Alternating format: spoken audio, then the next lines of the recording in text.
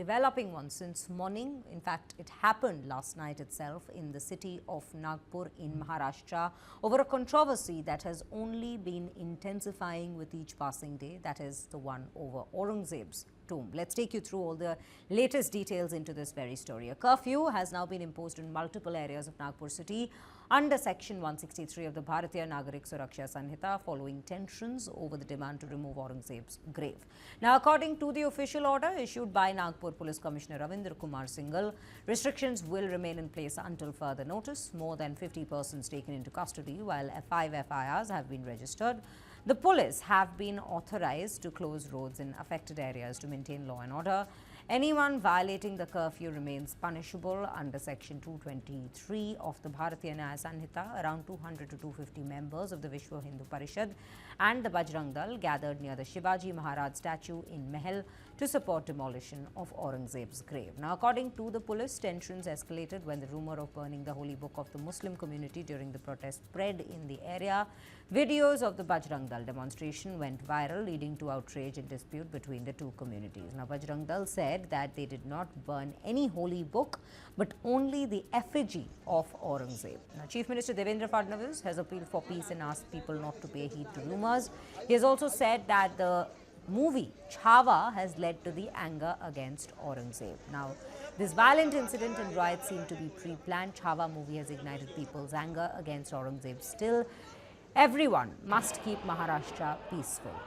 Now, Deputy Chief Minister Eknath Shinde said that the violence, in fact, was pre-planned and that no one who is involved in these activities at this given point shall be spared. Now, let's listen in to what exactly has been said. में जो दुर्घटना हुई है बहुत ही दुर्भाग्यपूर्ण है।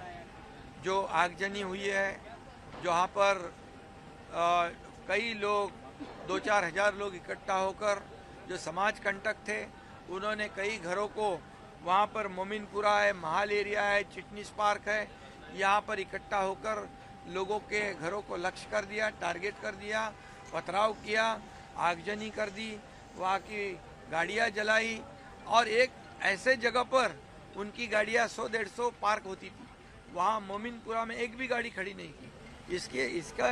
इसका मतलब ये होता है कि ये पूर्व नियोजित साजिश थी क्या? इसकी भी पुलिस तफ्तीश कर रही है।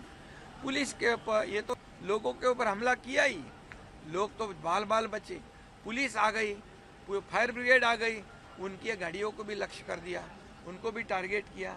इसमें 4 डीसीपी लेवल के अधिकारी घायल है, उनको पत्थरबाजी कर दी, उनके ऊपर हथियार से हमला किया है। 30 पुलिस कर्मचारी घायल है।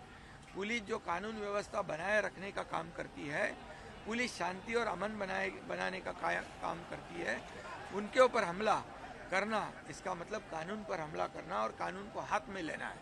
और इसलिए ऐसे समाज कंटक जो है, ये जो दो समाज में दूरी निर्माण करना, विद्वेष फैलाना, अशांति फैलाना, कम्युनल राइट करना, ये सब सोचकर समझकर जो काम कर रहे हैं समाज कंटक, उनको बिल्कुल बख्शा नहीं जाएगा, उनके ऊपर कड़ी कार्रवाई की जाएगी।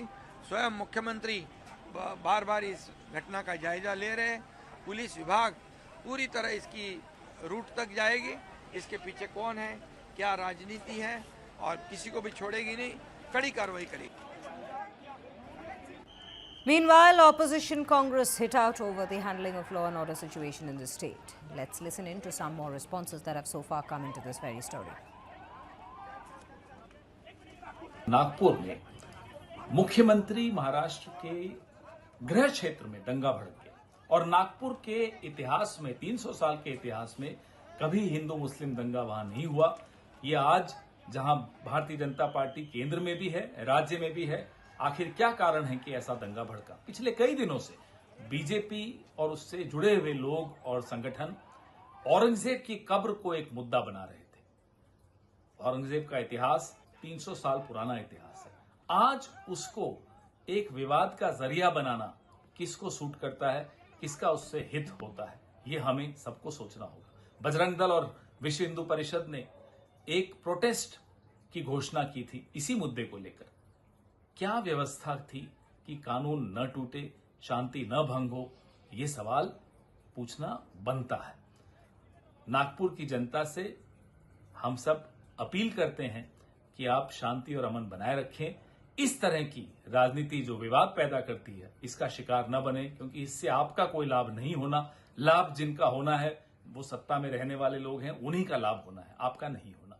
इसलिए विवाद न पैदा करें। और नागपुर का 300 साल का एक स्वर्णिम इतिहास है, भाईचारे का इतिहास है, उस इतिहास को बनाए रखें।